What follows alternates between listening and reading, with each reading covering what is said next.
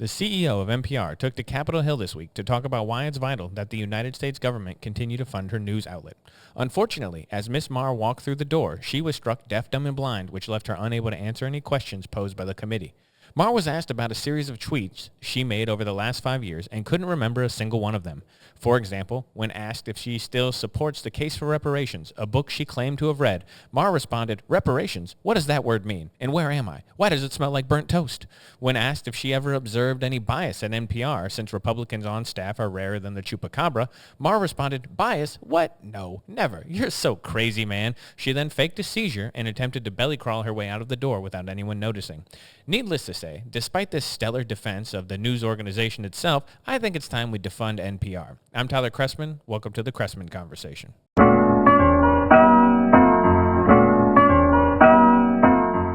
Okay. Hello, everyone. We got a couple of fun topics this week. We're going to be talking about NPR, as we discussed in the intro. Going to touch on Liberation Day and then talk about Jasmine Crocket, who's one of the newer members of the House of Representatives, who is just terrible. But before we get into all that, I want to do my favorite comment from last week. My favorite comment comes from ZZW Origin, who said, quote, "I totally thought this was going to be about the DEA and the war on drugs from the 1970s, which continues to this day despite obvious failure." End quote. I agree with you, ZZ. The war on drugs was an absolute failure. And you know how we know this? Because it didn't stop drug use. Drug use has gone up and up and up and up, so this war on drugs is really not living up to its name, because marijuana use, the only drug use that has gone down is tobacco use. That's about it. Everything else is up, and it's just getting worse and worse and worse. My view on drugs is complicated, because the libertarian in me thinks that you should legalize more things and allow people to do what they want. I hate drugs, hate them. Hate all drugs. This includes alcohol, by the way. Alcohol is a drug. I don't like drugs, period, end of story. But I think people should have the right to do what they want. And I think that that's where we sit. The difference nowadays is that drugs are no longer just affect you. Fentanyl use, for example, fentanyl is a drug that is just designed to kill you. That's what it's doing. It's not really designed to get you high. It's really put in there the drugs these days so they can use less of it to get you as high, but it just kills a lot of people. 100,000 Americans a year are dying from drug overdoses. So you say that whole "we should legalize everything" thing, it no longer makes sense to me. But it's a complicated issue, because even though I despise drugs, period, full stop, hate them, I think that people have the right to do things. I think there's a difference between marijuana and mushrooms and heroin, but, where you draw that line, it really is a little arbitrary. You can say, well, heroin kills you, mushrooms don't. That's a fine line to make, but again, you're just making the line. Drugs are drugs. So it's complicated, but yeah, the war on drugs, it's a failure. I absolutely agree, and it has not done a good. Prohibition didn't work for alcohol. It doesn't work for drugs. We'll just say that. Anyway, good comment. Now, let's move on. Topic 1 of the week. We're going to talk about NPR. Now, this is not the biggest story in the world. When we're talking about Doge, we're talking about the United States government, we're talking about spending, the amount of money we spend on PBS and NPR is really not that much. It really isn't. You're talking about millions of dollars a year. $1 million to me sounds like a lot of money. To you, more than likely, sounds like a lot of money. But $1 million is barely noticeable. The United States government blinks $1 billion and doesn't know where it goes. $1 billion a second, basically, and it has nothing. $1 million, they do not even notice it. It's an accounting error. It's a rounding error. So it's not a lot of money in the grand scheme of things. But I love this story because of what happened on Capitol Hill, because of this testimony, this Doge oversight testimony. It was glorious. And the big star of the day was Catherine Marr. Catherine Marr was amazing. Amazing in the sense of, like, watching a car crash can sometimes be amazing. You're in awe. You go, oh my God, that's terrible. She did so bad. If she keeps her job, it'll be a miracle. The smug look on her face when she had to answer these questions, it reminded me of when they did the anti-Semitism hearings and those college presidents who got up there, Claudine Gay and the rest of them, well, I can't remember their names, but they got up there and they talked about anti-Semitism, and they just had this "I'm better than you" smug look on their face, and then they all got fired. That was glorious, and it was great. She's the same way. And it comes from this misplaced sense of how important they are and how smart they are. They think they're smarter than they are. They think they're more important than they are. And they have this smugness that's attached to them. Catherine Marr thinks she's a great person. She's a champion of the beleaguered, and she likes to help the little guy. And she fights for public radio, and that's or public reporting, and that's great. And look at her. She's so great. She's terrible. She's terrible. She's a pseudo-intellectual who thinks that she is very smart, but all of her arguments are nonsense. And I really love that some of the things that she did during this hearing just expose how shallow her thinking is, how much of a liar she is, and that she's just fronting for clout on the internet. She talking about books, we'll get into this, but talking about books that she read on Twitter, and then when asked about it in the hearing, she's like, "Oh, I don't actually think I ever read that book." Oh, you said you did, you liar, but you were just looking for clout. Anyway, we're going to get into that, but first, it's nice to watch people who spout nonsense all day be held to account for the nonsense they say. And that's what this hearing did. It made her look foolish. And that's great to me because she is a foolish person. And the idea that she gets to go and hobnob with very high-class people and be respected and treated well because she's the CEO of NPR, and what an important role and what an important job she does. And to be brought down to earth and realize that, no, you're not that bright, you're not that smart, and you're not that important. And we're going to just ask you questions about things you said and want to hear you flounder. And that's what happened, and it was great. And so I want to play a couple clips from this because it was amazing. First off, we're going to start with our man, Jim Jordan. Listen to these questions, and then we're going to talk about it. D.C. area, editorial positions at NPR. He said he found 87 registered Democrats, 0 Republicans. Is that accurate? We do not track the numbers or the voter registration, but I find that Was award-winning journalist who worked 25 years at NPR, Mr. Berliner, was he lying when he wrote that? I am not presuming such. I just don't have, we don't track that information about our journalists. 87 to 0, and you're not biased? I think that is concerning if those numbers are accurate. It's concern. I mean, it wasn't 44-43, it wasn't 60-27, it wasn't 70-17, it wasn't even 80-7. It was 87 Democrats, 0 Republicans, and you say NPR is not biased. How about the big stories over the last few years? According to Mr. Berliner, again, he wrote on... So right there, you have the first, this first talking point. She was making the claim, Marr was making the claim, that NPR is not biased to the left. She made this claim repeatedly throughout the hearing. Jim Jordan points out, hey, one of your award-winning reporters said that you had 87 Democrats in one of your editorial offices and 0 Republicans. Do you think that that's not biased? And she said, well, we don't track that. He said, well, if it's accurate, do you think that's I think that's a problem. Do you think it's a problem? You've been the CEO for a minute now. You don't even know. You never recognize that every one of your editorial or every one of your editors is a registered Democrat? That never occurred to you? Oh, we don't track that. Well, how do you know you're a nonpartisan organization if you don't track the party affiliations of any of your editors or reporters? She kept saying, we're a nonpartisan organization. How do you make that claim? Where does it come from? What are you basing that off of? How are you saying you cover things? Jim Jordan goes on to say in there, well, you had 3 big stories. You had Russiagate, you had the Hunter Biden laptop. You had these big stories that came up that the public was concerned about, and you're 0 for 3 on all of them. You never discussed them. You never talked about them. And how is it that in the last 5 years, every story that was Democrat versus Republican, you leaned Democrat, or you ignored it? The COVID origin story, you ignored it. Why? Where were you? You're the award-winning journalist at NPR. Why did you never investigate the COVID origin? Why did the Trump Russiagate story, why did you tie your wagon to Adam Schiff, who is a sleazeball and as partisan as you can get? And then the second that story disappeared when the Mueller report came out, you never followed up on why it didn't go the way that you were told it was going to go, which is that Trump was going to be found guilty of collusion. What happened to that? That she had no answers for any of this. But this is actually, Jim Jordan, while if you watch, I encourage you, by the way, there's a couple people. You don't have to watch the whole hearing. Go watch the entire 5-minute clip of Jim Jordan grilling her, and then watch this, because this This next clip, I'm going to play this more extended than just this one. I love that little bit, but this Brandon Gill from Texas, unbelievable. What he's unbelievable. I can't even. Oh, I love it so much. I just got to show you. All right, watch this. Watch this, and then I'm going to talk about it. Marxism. Do you believe that America is addicted to white supremacy? I believe that I tweeted that, and as I said earlier, I believe much of my thinking has evolved over the last half decade. It has evolved. Why did you tweet that?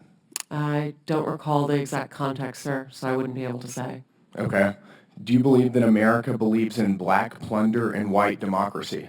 I don't believe that, sir. You Don't know where tweeted statement that in comes from. reference to a book you were reading at the time, apparently, The Case for Reparations. I don't think I've ever read that book, sir. You tweeted about it. You said you took a day off to fully read The Case for Reparations. You put that on Twitter in January of 2020. Apologies, I don't recall that I did. Okay. I have no doubt that your tweet there is correct, but I don't recall that. Okay. Do you believe that... Okay, real quick. This is what I'm talking about. Clout chasing. She never read that book. I'm not going to say I guarantee that she did. But okay, I'll use this as an example. She says, well, I don't believe I ever read that book. Brandon Gill says, well, you said you did. You said you took the day off of work to fully read The Case for Reparations. You tweeted that. And she said, oh, well, I may have. I don't recall. I want to show you something. I don't know if you've ever noticed, if you've ever paid attention on the podcast to this background I have here. This is my library. Okay, there's I don't know the last time I counted. There's something like 400 books, 300 to 400 books on the shelf. I've read all of them, by the way, except some on this shelf over here I haven't read. There's some of those are my to-read pile. But I've read almost every book on this shelf, something like 300, 400 books on that shelf. If you ask me the specific plot or the specific arguments made in any of those books, you pull them at random and you ask me about it. Some of them I'll remember very well. Some of them I'll have an idea of. Some of them I may be a little fuzzy on. For example, use the Lee Child books. There's some novels on here, on this shelf over here, that are just for fun. I really like Lee Child. I like the Jack Reacher books. You pull one of those off and you ask me just based on the title, hey, what was this book about? I'd be like, I don't know, because it's a novel and I read it for fun, and a lot of those Reacher stories kind of have similar vibes, and it might take me a minute, if you ask me about the plot, for me to refresh. But if you ask me, hey, did you read this book? I'd say, oh yeah, I read that book. Because I know. If you say, hey, did you read, I don't know, you pull something at random, have you ever read this book? I could say yes or no, because I can remember what books I have and haven't read. It's not like I've read a million books and I have such a hard time keeping track of them. I can remember. Hey, have you ever read this? Oh yeah, I read that book. Do you remember what it's about? Yeah, kind of. Or maybe no, or yeah, I remember. But I remember I read the book. This woman's telling me a book from 5 years ago. By the way, those Jack Reacher books, that's probably a decade ago that I read one of those, or longer. And so maybe I forgot that. But any book in the last 5 years, you don't remember reading it. That's how much she reads. Catherine Marr reads so much, she can't remember reading the book. No, she was lying. She's lying for clout, which means she's lying for recognition. She's lying to put her woke bona fides on the internet. I read The Case for Reparations, and I agree with it. Look at me. I'm nice. I'm great. That's what she's doing. That's just disgusting. I really don't like that kind of behavior. Again, don't clout chase. Just be honest. It's not that difficult. Anyway, continue, Brandon Gill. White people inherently feel superior to other races? I do not. You don't? You tweeted something to that effect. You said, I grew up feeling superior. Ha, how white of me. Why did you tweet that? I think I was probably reflecting on what it was to grow up in an environment where I had lots of advantages. It sounds like you're saying that white people feel superior. I don't believe that anybody feels that way, sir. I was just reflecting on my own experiences. Do you think that white people should pay reparations? I've never said that, sir. Yes, you did. You said it in January of 2020. You tweeted, yes, the North, yes, all of us, yes, America, yes, our original collective sin and unpaid debt, yes, reparations, yes, on this day. I don't believe that was a reference to fiscal reparations, sir. What kind of reparations was it a reference to? I think it was just a reference to the idea that we all owe much to the people who came before us. That's a bizarre way to frame what you tweeted. Okay, how many All right, for those of you watching and not just listening, you probably saw me cracking up. Brennan Gill is exactly right. What a bizarre... Oh, my gosh. Kat, are you out of your mind? Get down. Get. She just jumped up on the desk like a crazy person. Brennan Gill is exactly right. What a liar. What a bizarre... How dumb do you think people are that they're going to believe... Well, I didn't mean physical reparations. I mean, everyone was talking about fiscal reparations, and that's what people think of when they think of reparations. They think of the 40 acres and a mule. They think of a check that goes out to black people because of the history of slavery. You can make an argument for, you can make an argument against. I'm not even talking about that. But when she says, yes, reparations now, yes, blah, blah, blah, and then she tries to just say, well, I don't think I meant fiscal reparations. What do you mean? I just think we all owe a duty to each other. You're a liar. There's no way around it. You didn't. Brandon Gill nailed it. It's a bizarre way to frame what she said. She clearly is just trying to lie her way out of this because she knows it's an unpopular opinion and she knows that she was wrong to voice it. And it's insane to me to think that people are going to believe her. And it's just ugly and gross. I just don't understand why you would rise to this position. You're the CEO of a large corporation. NPR is a large organization. It's got at least national, probably worldwide recognition as a news organization. And you're in charge. You are in charge of it. Don't lie. You are in Congress. You are in this place that whatever you think about the United States, whatever you think about Congress, whatever you think about Brandon Gill or Jim Jordan or this hearing in general, it's supposed to be a place, ideally, where you go and tell the truth. That's kind of the baseline assumption, is that you are at least going to be honest when you walk through the doors. And if you can't respect the institution enough to be honest and to just say, I believe that my thinking has evolved, at least that you could say was honest. I wouldn't believe her necessarily if she said that, because I don't think her thinking has evolved. I think she just moves with the times. But I think that at least that you could say, well, I was being honest, because I thought reparations I've heard some arguments against it now. I don't know if I believe in fiscal reparations the same way I did. I don't know if it'd be a good idea. You could say that.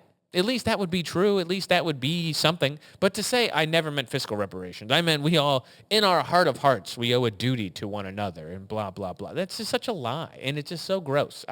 I don't know. I feel like I'm just piling on. But go watch Brandon Gill just take her down. Because this is why it's important, by the way. I'm not just picking on her because it's fun, although it is, because she made it easy. I think that it's important because we fund those organizations. Your tax dollars. They went through this in a different light. Jim Jordan talked about how money is fungible. And I can't remember the name of all the organizations, but basically we give money to stations, to local stations, for example. So we give money to local television stations through the federal government. And then those local television stations use that money to buy programming from NPR and PBS. So ipso facto, through this roundabout way, the American tax dollars go to fund this organization. And they give money directly, and then it comes in this circum route. So I think NPR, they were saying $11 million came in from the federal government through various means. And not a lot of money when you think about it. Why are we giving them a penny, though? If it is a Democrat organization, allow Democrats to fundraise for it. There's no reason that Republicans fund. I fund it right now, me. Why would I fund NPR? I would never give a dime to NPR, okay? You like Sesame Street so much on PBS, you can give money to Sesame Street if that's really what you want to do. I don't care. It doesn't matter to me. I don't care about Sesame Street. But there's no reason that the federal government needs to fund news organizations at this point. If you could get one that would, you say, hey, we're going to give you money, but on your editorial board, you have to have 50 Democrats and 50 Republicans, registered Republicans, not the kind of Republicans who hate Donald Trump, but just the kind of Republicans who support the Republican stuff. Like, not a bunch of never Trumpers, not 50 never Trumpers. What's that guy's name? Your David Fromms, those kind of guys. Not those guys. Maybe you just have some, you can have some of them, but you can also have some regular Republicans, just like you can have some blue dog Democrats if you can find one, and some Bernie Sanders socialites. So you could have all this, you could have this. If a news organization like that existed, but when your editorial staff is 87 Democrats and 0 Republicans, why should I pay your bills? It makes no sense. I don't support you. You don't like me. The NPR has demonstrated routinely that they don't care for Republican opinions. They don't like Republican policy. If you don't like it, then don't take my money. Problem solved. You can say whatever you want. I'm not trying to stop you, but I don't want to pay for it. That's not something that I think I need to do. So I'm glad Doge looking into this. Maybe we'll finally defund these organizations. There's no reason we should be footing the bill at all, period, full stop. Anyway, let's get on to topic 2. Topic 2 brought to us by my friend Tim. There's your shout out. This is Liberation Day. We're going to talk briefly about this because it was announced that April 2nd is Liberation Day when Donald Trump was going to announce a bunch of new plans, mostly in regards to his tariff policy. And here's what it looked like. It looked like a 10% tariff across the board on imports. That's what it looks like he's talking about, as well as some additional tariffs for what he calls the big offenders, the major people who have tariffs against the United States. I want to show a chart here real quick. So Donald Trump was holding this chart up. Take a look. Boom. Okay. So this chart right here is the retaliatory, or what they're called reciprocal tariff chart. So it goes through all of these countries, and these are what the big offenders, and what their tariffs is against the United States and what our proposed tariff will be against them. So at the number 1, you got China. China has a 67% tariff on the U.S. goods imported, and we are going to have a 34% tariff. And it goes down. European Union, Vietnam, Taiwan. There's a bunch of them who have just crazy tariffs, and all of our tariffs are retaliatory. Most of them are not quite as high as the other ones, but it's important to know we're taking this seriously. Donald Trump is very serious about this tariff policy, and he wants to get other countries to drop these tariffs. Some of them are crazy. Cambodia has a 97% tariff on United States goods. South Africa 60%, Pakistan 58%, Sri Lanka 88%. But even some places like the United Kingdom or the European Union. The European Union having a 39% tariff on American goods is outrageous to me. What is the reason for that? And why don't we're going to have a 20% on them, which I think with the additional 10% puts it up to 30%. I'm pretty sure he was not including the additional 10%, but I'm not 100% on that, so don't test me because I'm not sure. So what good is this? Why are we doing this? What is the point? Is it good? We've talked about tariffs a lot on this podcast because it's a giant part of Donald Trump's economic plan, and it's important to understand his economic plan because it determines how the United States economy is going to go. I can tell you we've made the 3 cases for tariffs in the past. We're talking about reciprocal, we're talking about exerting influence, we're talking about protecting industry. And I think that those cases, you can make good arguments for any of them in different things. I'm not sure, again, this is always my caveat with this. It could be good. It could be bad. We don't know. I can't predict the future. We don't know if this tariff policy is going to sink the economy or not until it goes into effect because we don't know the goal. Donald Trump hasn't been very clear about the goal. Are they just to get other countries to lower their tariffs? Are these reciprocal, meaning that they put a tariff on, we put a tariff on. The goal is to bring all the tariffs down and have more of a free market. I'm in favor of this. I think that would be good. Is it just to exert influence? It doesn't seem like it. When you're putting tariffs on everybody, it can't just be because you have a problem with certain countries and you want them to fix it. It doesn't seem like this is being used to exert influence. That seems out the door. Otherwise, it would be targeted. It would be specific. It'd be a scalpel. This is not a scalpel. This is a flamethrower. You're just spraying fire everywhere. And so I don't think that's what it is. And it's obviously not protecting industry if you're doing blanket tariffs, because a blanket tariff isn't going to say, well, for example, Canada has a ridiculous tariffs on dairy, and they don't import our dairy products because of their 200% tariffs. So we're going to target them by having similar tariffs on their goods of a similar style. It's not protectionist in that way. So it really just seems like hopefully the goal is everyone lowers their tariffs all across the board and we have more free trade because free trade is good, in my opinion, in broad strokes. You never know. We don't know exactly what Donald Trump is thinking with this, so it's really hard to say if it's going to be good or bad because obviously tariffs, the way that they work, and we've talked about this enough, you should know, the way that the tariff works is you pay the tax. The importer pays the tax. The country doesn't pay the tax. So putting a giant tariff on China doesn't mean that Chinese goods are going to pay that tax. What it means is that cost gets passed on to you, the consumer. The idea behind the tariff is not that China pays the tax. It's that we import less from China because paying the tax now becomes more expensive than buying from somewhere else. That's the way it works. Or manufacturing in the United States, ideally. So, for example, make it easy. I sell cars in the United States. They cost me $2. I can import cars from China for $1. The United States puts a $2 tariff on Chinese car imports. So now when I import a car from China, it costs $3. That car in the U.S. still costs $2. Well, now I can just buy the car in the U.S. I didn't save any money because I was able before to buy the car from China for $1. I actually am paying more money still. That's the way the tariff works. You are going to pay more money. The idea is over the long term, if you stretch it out a little bit, in the short term, prices rise. In the long term, prices may fall. That's kind of the goal, I would hope. So you don't know because in the short term, prices are going to go up. You're going to pay more for goods. That's just the way it is. When the tariffs go into effect, it's a tax on you. It's not a tax on other countries. So in the short term, you pay more money. In the long term, it could onshore more manufacturing in the United States, which would be good for local economies around the country. And it would also be good just to make a United States industry more competitive, but also reducing tariffs overall across the board with the world. So, for example, let's say the European Union comes back and they say, hey, we don't want to, this is ridiculous, we don't need this, blah, blah, blah. We'll lower ours, you lower yours. You know, you show me mine, I show you yours kind of deal. Then, and maybe that's the goal. And if that's the goal, that's great because I'm all for that because then the price is reset and everything is cheaper because the taxes are lower, which would be nice.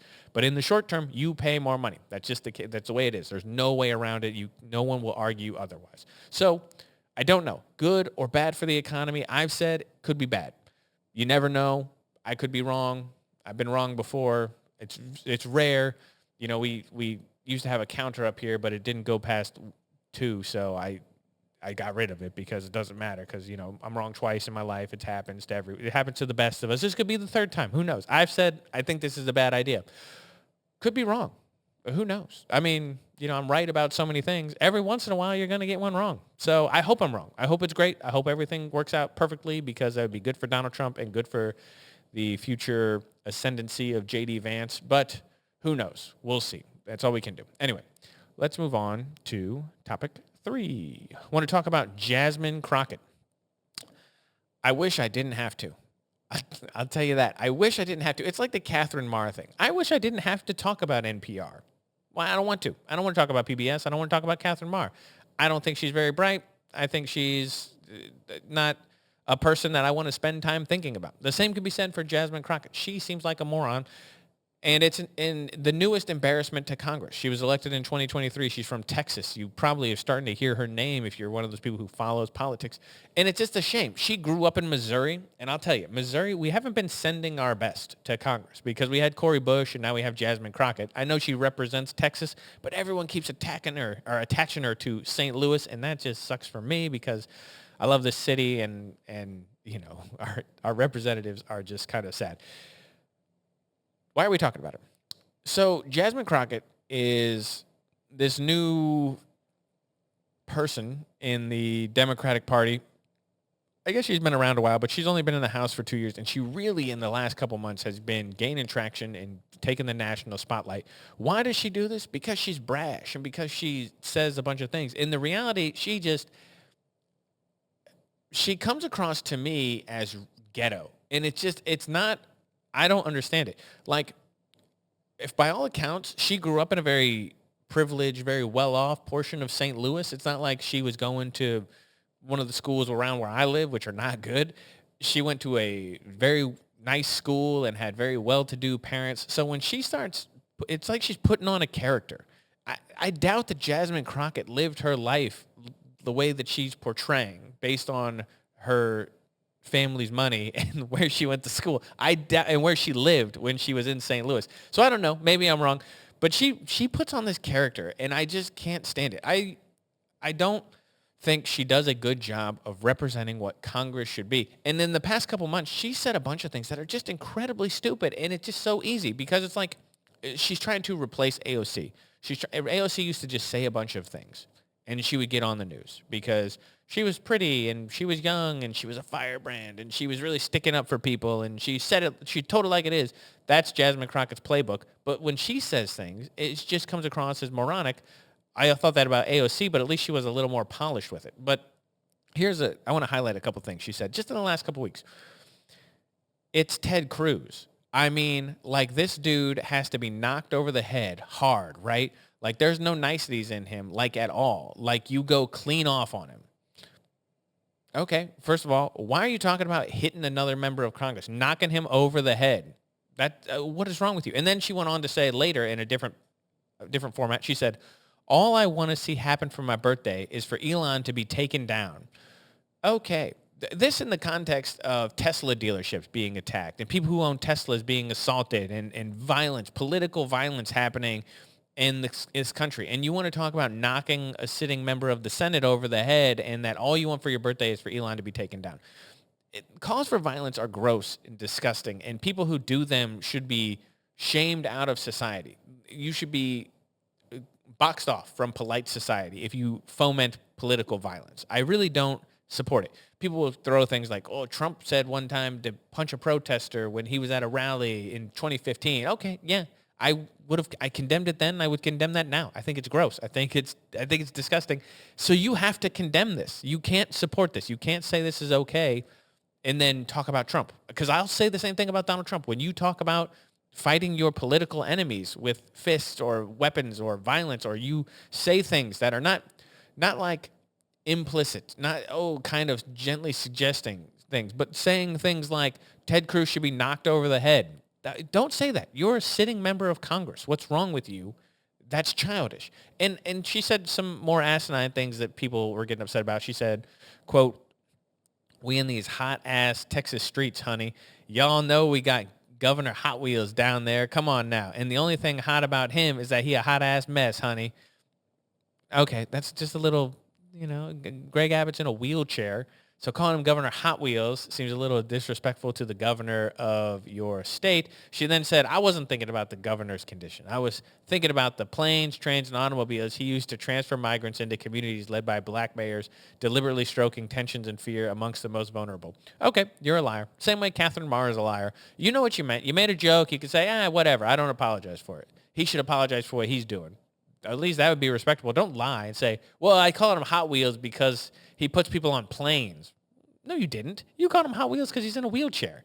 And at least own it. Don't be a coward. Don't hide behind the things that you say. If you say something, just say you said it. If you don't believe it or you misspoke, say that. But don't say, well, I called him Hot Wheels because he likes planes, trains, and automobiles. He's a big John Candy fan. No, it's a lie. You're a liar. Don't do that.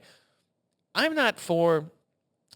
I think the way we handle things in the Congress, in the Senate, is ridiculous. We don't have debates, and I think that's ridiculous. I think that's stupid that this deliberative body, it's supposed to be the best in the world, they don't debate things. I don't know if you know this. They don't. If you ever watch C-SPAN, you know what happens? You take turns. Everyone gets to take a turn, giving their little presentation. Oh, I get to make a presentation, and you get to make a presentation. Then we all go around the room, and everyone says the same thing 50 times because everyone wants to get themselves saying the sound bites so they can play it in their district. This is ridiculous. You should have a debate. What you should do is you should have a bill come up, and then you elect two people from your party to discuss the bill in public like they do in Parliament in the UK. I think that's a better system where you can have people go, the Liberal Party says something, and then all the guys go, that's better. It's better to have an actual debate, and I am for that little bit of ruckus and back and forth and everything. But Congress should be conducted. There should be some dignity in the House, on the floor, by the elected members. I don't mind cursing. I don't mind people being vulgar. I don't mind dirty jokes. I'm not telling you have to act like this all the time. But if you're a member of Congress, there's a time and a place. This casual cursing on the floor, the behavior, I don't understand it. Have some dignity. Have some class. You represent America. Grow up. There's no nice way to say it. And there are Republicans who do this too. That drives me nuts. I think Marjorie Taylor Greene has done this a couple times, just acting in a way that I do not think is respectable. And because of that, you should not act like that in the halls of Congress. So Jasmine Crocket, to me, it's just ridiculous that we make these people famous. She shouldn't be famous. She's not a good thinker. She's not a bright person. She doesn't come across. She's not an intellectual. She's just a person who says nonsense and happened to get elected to a district in Texas. It doesn't make sense to me why we make these people famous, why we made AOC famous. There are a lot of Democrats, a lot of liberals who are smart people, who understand issues, who can have thoughtful debate about issues. Even if I disagree with them, they can do that. AOC was never one of those people. Jasmine Crocket will not be one of those people. But they just, because they're, and you can't say she's young. She's 44 years old. She's 45 or 44, 45 years old. She's not a young person to be acting this way. It's not like AOC, who came into Congress at 25 and said, I'm AOC and, I'm the youngest person in Congress. You can act a little certain way when you're that person. She's not. She's 45 years old. You're a grown woman. Act that way. Have some dignity, have some class. Congress should be a place where people conduct themselves in that kind of manner. So anyway, I'm getting, it's just, I don't want to talk about Jasmine Crocket. I just think it's ridiculous that these are the people we choose to make famous. We choose to make the loudest people famous instead of the smartest people or the most well-spoken or the thoughtful people who actually exist in Congress. There are thoughtful people in there. She actually mentioned one of them, Ted Cruz. You might not like Ted Cruz. You might think Ted Cruz doesn't have a personality. Ted Cruz might be the smartest person in the entire Congress. Just on a raw IQ level. Ted Cruz may be the smartest person in Congress. And it's fine if you don't like him. But why can't we just appreciate the fact that some people are smart and they actually get elected? And I know a lot of people in Congress, especially the House of Representatives, they're not that bright, but we demonize the ones who are. Ted Cruz is a smart guy. Read anything he's ever written and tell me you don't think he's a thoughtful person, even if you disagree with him. Can't be done. He's a good writer. And because he's a good writer, he's a good thinker. You cannot be one without the other. Anyway, that's all I want to talk about for the week. As always, people, and as Tim would know, thank you, Tim, I like suggestions for comments or comments for topics, and I always like comments and debate in any of the comments below the YouTube videos or anything like that. So anything you want to hear or anything you have to say, just leave it for me in the comments, and I was always like, subscribe, do all that good stuff, and I will catch all you guys next Friday.